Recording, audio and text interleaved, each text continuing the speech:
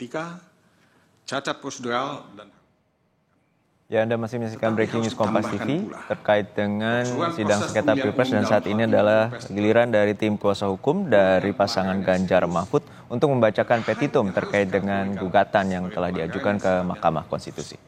Sistematis dan masif atau TSM.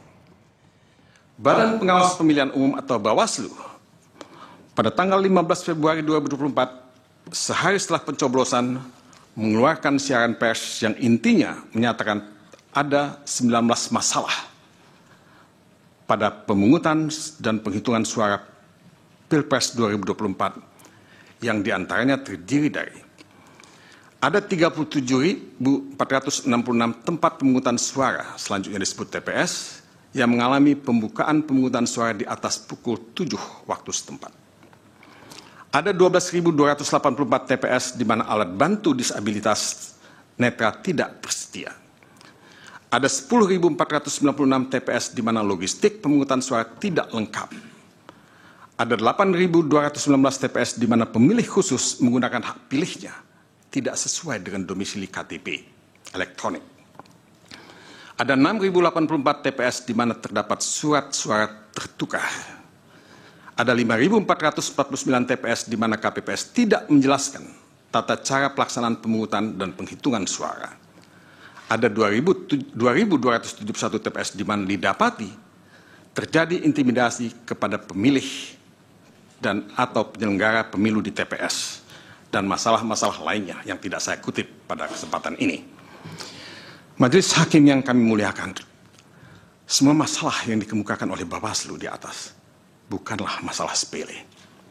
Dan masalah itu akan lebih bertumpuk lagi kalau kita menambahkannya dengan masalah-masalah yang pada dasarnya harus ditafsirkan sebagai pelanggaran atau kejahatan pemilihan umum yang ditemukan di media maupun oleh pihak-pihak yang lain, termasuk tim pemenangan pasangan calon presiden dan wakil presiden pada tahun 2024. Kami sebagai pemohon mencatat ribuan pelanggaran pemilihan umum pada tahap pra-pemilihan yang sangat serius dan pasti mempengaruhi perilaku pemilih yang mencoblos di TPS pada tanggal 14 Februari. Pelanggaran yang terjadi mencakup intervensi kekuasaan, ketidaknetralan aparat penegak hukum, aparat sipil negara atau ASN, maupun kepala desa, politisasi bantuan sosial, blackmail campaign, dan pelanggaran-pelanggaran lainnya yang seluruhnya bersumber dari satu hal, adanya nepotisme yang dilakukan oleh Presiden Joko Widodo yang kemudian melahirkan abuse of power, terkoordinasi, guna memenangkan pasangan calon nomor urut 2 dalam satu putaran.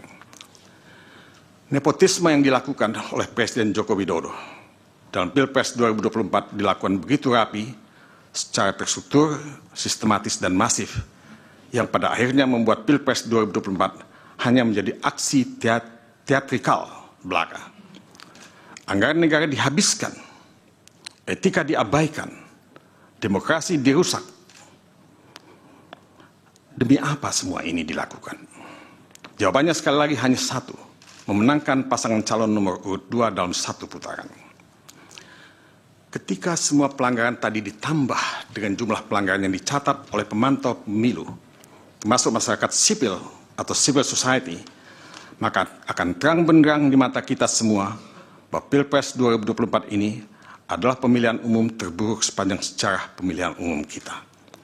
Karena magnitude pelanggaran yang begitu terstruktur, sistematis, dan masif, maka sangat beralasan kalau Mahkamah Konstitusi memutuskan diadakannya pemungutan suara ulang di seluruh Indonesia, karena hanya hal inilah yang mampu memulihkan kembali integritas pemilihan umum dan pemilihan presiden di bumi tanah air Indonesia.